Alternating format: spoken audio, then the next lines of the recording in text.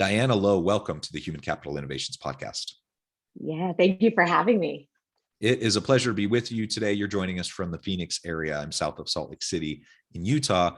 And today we're going to be talking about the importance of emotional intelligence in developing future leaders. Now, there are so many different components to effective leadership, and I don't want to suggest that emotional intelligence is the only important aspect. It certainly isn't. But among all of the wide array of different characteristics and capabilities, I would say one of the most universal across settings that's important is emotional intelligence. And especially in this day and age with hyper competitive workplaces, rapid pace of change, disruptive innovations, just the messiness and the complexities and the uncertainty in the world around us, more than ever, we need people leading organizations and teams that really have a heightened level and sense of emotional intelligence about them if they're going to be able to be up to the challenge of leading in this kind of a modern context. So this is what we're going to be discussing together today.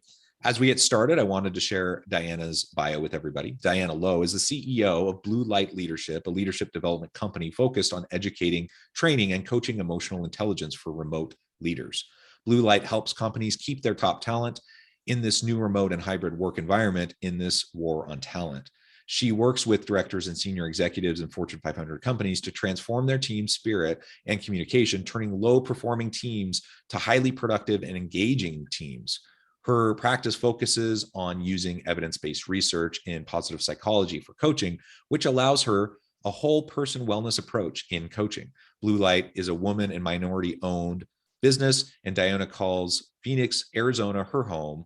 When she's not playing with her two little girls or hanging out with her hubby, you can see her on stage doing stand-up comedy. And if you are wondering, no, she is not that funny. That is what it says in her bio, but I think you are funny. I think that's incredible that you do stand-up comedy, and also sounds like you have a beautiful family. Really just all the way around. It's a pleasure to be with you. I'm excited to have this conversation. Anything else you would like to share with listeners by way of your background or personal context before we dive on in? Well, I'm a global person, so I think this conversation will come from a global mindset. I'm Puerto Rican, born and raised, but my husband's British. I have my British passport, and I've traveled and worked around the world. So I come to every conversation with a really global perspective. I think that's the only thing that I would share that wasn't in the bio. Yeah, that's great. And I aspire to be a global person with a global mindset as well. I've done a fair amount of traveling, a fair amount of working in other countries and living in other countries. I suppose it's all relative, and it's not a competition of who's been more global, but the reality is I find, it's just so easy to kind of get into your groove and to get comfortable with where you're at and with your surroundings. And very quickly you can start to, even if you have a lot of those international experiences, it's very easy to fall into the trap of forgetting, that people around the world have completely different viewpoints, completely different ways of understanding the world. And we kind of just get caught up in our own media bubble here, and we just reinforce those same narratives over and over again. It's really, really helpful, and it's essential and important that we get out of that and that we can understand. It's one of the reasons why diversity in organizations is just so important. We need to pull that in as much as possible if we hope to attract and retain good people from across the world. If we hope to resonate with customers from across the world, we definitely need to have that kind of global mindset. So I appreciate you laying that out there too as we start this conversation. All right, so I know you have a ton of background and experience, obviously, in emotional intelligence. It's at the heart of what you do in your work with your firm. Tell us a little bit about what emotional intelligence means to you. The term gets thrown around all the time, and I think some people just use it because it's kind of a catchy, it's a modern cliche phrase, and so people feel like they need to say it. Other people really do understand it. Tell me what it kind of how you understand it and why you feel it's important in the modern workplace. Yeah, absolutely. Emotional intelligence gets thrown around, like you said. And I think most people understand the word emotional and they understand intelligent. Most people, I would say, think they are intelligent. So and they know they have emotions. So most people tell me, oh, I'm already really emotionally intelligent. And that is true because adults have that skill. However, emotional intelligence is really, for me, it's a set of skills that we use to identify our own emotions and then use that information not to project our emotions, but to understand how to make better decisions in the moment based on what we're feeling and observe and using our powers of observation for what other people are feeling. So when we're not connected to our emotions, we can't really make the best decisions for what is actually happening. And I often think of it as like having blinders on. If we are blind to the emotional information in our environment, we can make really bad decisions. And I see this time and time again with leaders, especially really driven leaders who are focused on tasks. And let's face it, we're the way that we are raised, we're not really raised to be in touch with our emotions. We're starting to get there, but it's like, if you have pain, push it down and keep moving. So the work I'm doing is it's undoing some things and creating a lot of awareness around like what is actually happening with us, because we tend to push it down or keep busy to ignore it. So that's really how I see emotional intelligence. It's really a set of skills in Yeah. order to emotionally regulate and make better decisions. Yeah. And I like how you just term that, emotionally regulate. And we can only do that if we Mhm. understand what we're feeling, how we're feeling it, why we're feeling it that way, and how what we're feeling and what we're exuding impacts others around us, right? And so it's just that self-awareness is so essential. And frankly, it's something that most people aren't very good at. Because and not because we don't have good intentions, or not because we don't try to practice self-reflection or mindfulness or whatever, but it's just, we're so hectic, we're so busy, we're running around constantly. So that's part of the problem. Another part of the problem is, it takes a real kind of higher level of personal security and comfort with yourself to be willing to Mhm. look at yourself deeply in the mirror like that, Mhm. uh, and everything that you're going to see. and it's one thing, someone says something to us, they give us some feedback, and it kind of stings, it hurts, we get defensive, right? um Emotions, emotions, emotions. That's what you just right, said. So like it exactly. stings, it hurts. And so we try to run from that because emotions are inconvenient, right? Yeah, They're negative, they're frustrating. They're like most people's vocabulary for negative, or I don't like to think of them as negative or positive, but for they just feelings are. that Yeah. make, yeah, they just are. And they have information. Uh-huh. And the information that they have, so emotions don't speak to us in words necessarily. It speaks to us in sensations, it speaks to us in pain, or it will sit somewhere within our body. It'll sit weigh heavy on us, right? Yeah. And so if we don't understand or take time to decode that, then we just push it down. We keep moving. And one day it comes up as something else. Or it could Yeah. manifest into some sort of disease or, Right. so I mean, I'm not Yeah. a And doctor, so no, absolutely. There's a clear connection between emotional health and physical health. And yeah. um, yeah, if we tend to get defensive, if someone else, even the most neatly crafted constructive feedback, people tend to still get defensive over that. If we get defensive Yeah. with that, how likely are we to look ourselves in the mirror and actually be truly self-reflective and even critical of what we see and what how we're dealing with things, right? It's just, I think there's what's the phrase, I don't know, like it's just hardwired into our brains, in our evolutionary psychology, Mhm. to avoid pain. And when we Yeah. have those hard feelings, we often interpret it as, it's not necessarily bad or good, it just is, but we often interpret it as pain, to be Yeah. avoided, to be pushed down, to be shut out. And then we can't deal with it, we can't learn from it, and we become trapped by it, so that's It keeps us stuck. You're right. yeah. It keeps our career plateauing. It creates like environments where things are not good because we're not really dealing with X, right? We're not dealing with this feeling.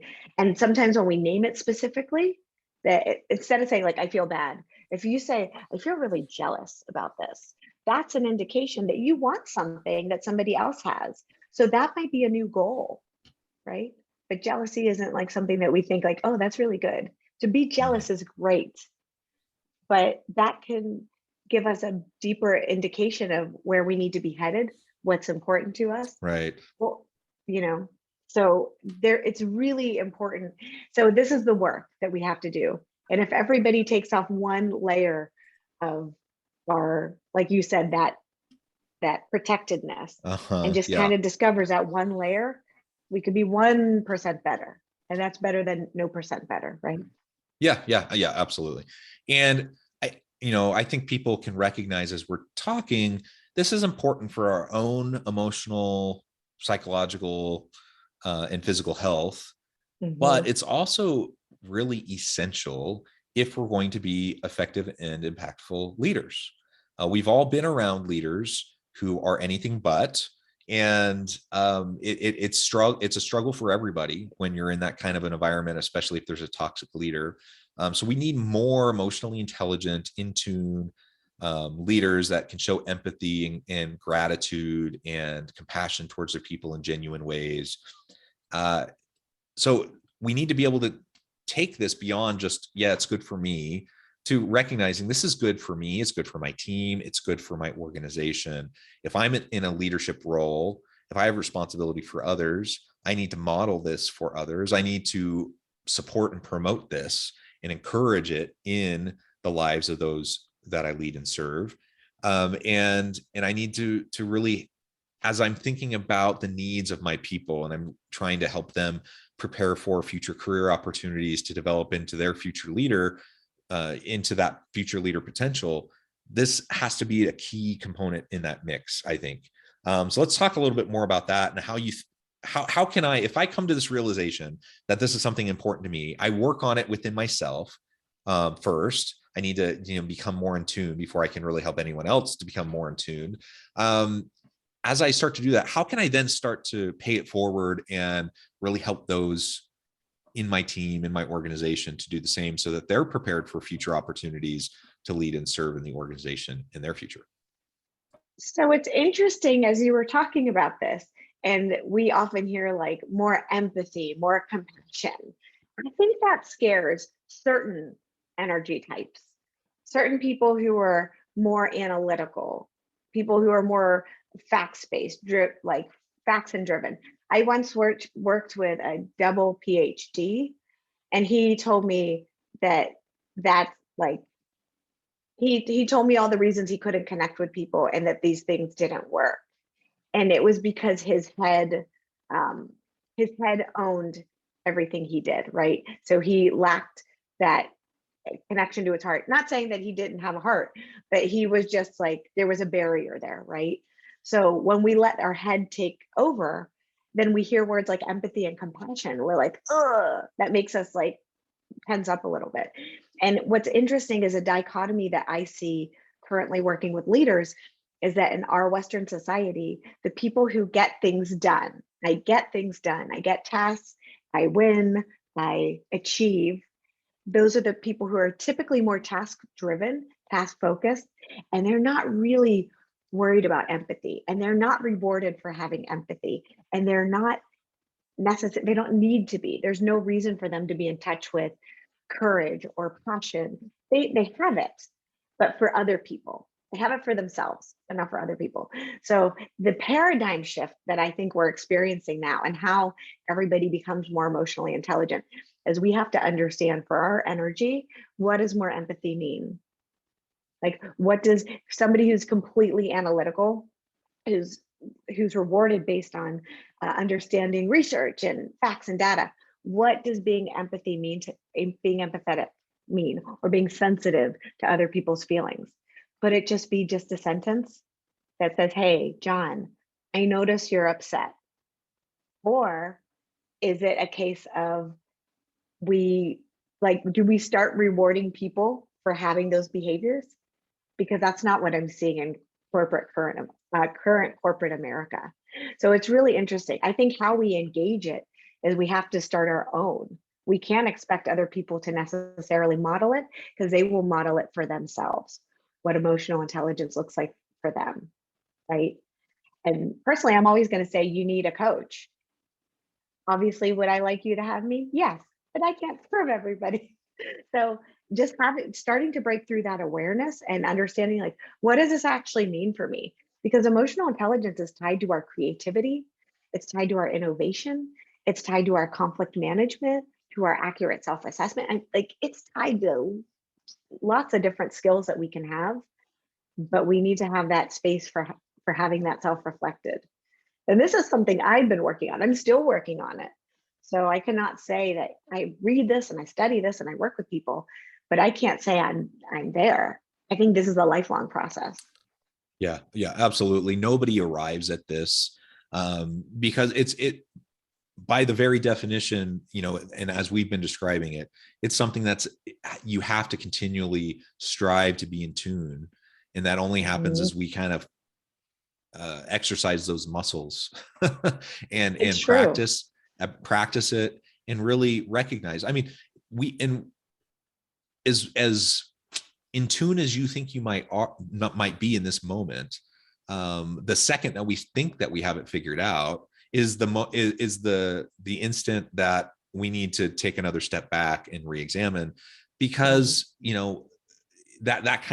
just have to continually have intellectual humility and emotional humility around what we're doing and how we're interacting with those around us. You make a really important point about corporate America and about task-oriented people. Certainly it doesn't need to be either or. Like, you can be a very productive task-oriented person and still show a lot of empathy and compassion towards people. You can be both analytical. Absolutely. Right? It certainly, we can do more of this in tandem, in combination. And that's what I would argue we need in future leaders. Because do we need leaders who have that analytical mindset, who can understand data and look dispassionately at problems and try to come up with solutions? Do we need that? Yes, absolutely. But do we also need leaders who can understand the full holistic picture, understand not only the business case, but the human case and the ethical considerations behind decisions? Absolutely, we do. And so this emotional intelligence piece, is it going to look and manifest itself a little bit differently for every person? Yes. Can everyone foster this and develop it in themselves? I absolutely believe so. Even the most narcissistic, arrogant, executive can learn this. They really truly can, if they're willing to take those first steps, to take that step back, look at themselves in the mirror, and address what they see and how they're processing the world around them. There can be transformations made in people, and we need more of those transformations. And we need to grow up and develop the next generation of leaders who, as I look at the younger generations, younger millennials and Gen Z, there's, again, I'm really painting with a broad brush strokes here, right? Stereotypes. But generally speaking, younger generations are very, very interested in and passionate about making a difference in the world, having an impact, doing work that's meaningful, social impact, all those sorts of things. They're very, very passionate about all these things. All the ideas around emotional intelligence and empathy and social justice and just doing right by others, that resonates very highly with younger people. Let's tap into that, right? And prepare them, coach them, educate them, develop them into the next generation of leaders. Just like we saw, 30, 40, 50 years ago, predominant leadership style was much more authoritarian, command control. We've, there's still some of that, but we largely shifted in our overall leadership approach in most organizations. I think we can do that again. We can shift more moving into the future of work. And we need to, I think, if we're going to be successful and have healthy, safe organizations for employees. And what's interesting about that I'm finding is that it's not just Gen Z, Gen Y, millennials that need that purpose. In fact, I would say most of the people, baby boomers included, although most of them are transitioning out of the workplace, but I would say most people I encounter, they need some sort of purpose. It almost doesn't matter what generation they're from. I suspect that people in the past needed that as well, but because it wasn't the topic of conversation, it wasn't like something that was accepted. Or I know my dad had this philosophy, you just hate your work and you just do it. But I suspect that even though he kept that societal philosophy, everybody kind of had that, like, it's called work for a reason, not play. He still needed a purpose and a meaning. I think that's a human yearning, and emotional intelligence, it's not something that's going to go away. It's not, it might transform and look different in the future, but when we're working in such high pace, fast pace, people, technology can work that fast, but we still need time to reflect. We can't work at those paces. So I think emotional intelligence just helps us really understand what we need as humans, really understand that, like, although I like this work and it's meaningful, it's killing me inside, right? Or maybe I didn't realize I actually don't like this work and I've been doing it because I've been living somebody else's dream. That's what I had. I started in finance. I did finance for a really long time, but somewhere in the middle of the nightmare, I woke up and I was like, this is not my dream. Like, this is not my nightmare. Why am I living this? So I think eventually we all come around to, I need purpose, I need meaning. And, emotional intelligence, I think personally just helps us get there with that awareness, understanding what we need, what we're feeling. Absolutely. Absolutely. I do a lot of research in this space. So I'll just double down on what you just said, that absolutely meaning and purpose is one of the key indicators and top drivers of engagement, satisfaction, and otherwise motivating people, regardless of age cohort, regardless of their age. So I think that is a really, really important point. So let's find ways to infuse our work, our organizations, with more genuine meaning and purpose in terms of work design, in terms of the types of jobs that people do. Let's build more emotional intelligence into how we lead our people, and let's develop the next generation of leaders to be perhaps just a little bit better than we are at this. And I think we can do it. Well, I think we can. Diana, it has just been a pleasure. I note the time. I have to let you go here in just a minute. But before we wrap up for today, I just wanted to give you a chance to share with listeners how they can connect with you, find out more about your work, and then give us the final word on the topic for today. Yeah, sure. You can connect with me on LinkedIn. I'm Diana E. Lowe on LinkedIn.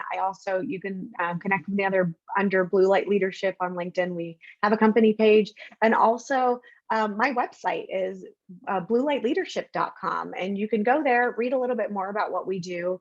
And if you think you have a leader who is maybe a little insensitive or comes across as a little unempathetic, let's have a chat. Or maybe you feel like your career is plateauing and you need to boost your own skills, that might be a good place to start. Wonderful. Thank you, Diana. It has been a pleasure. I encourage listeners to reach out, get connected, find out more about what Diana and her team can do for you. And as always, I hope everyone can stay healthy and safe, that you can find meaning and purpose at work each and every day. And I hope you all have a great week.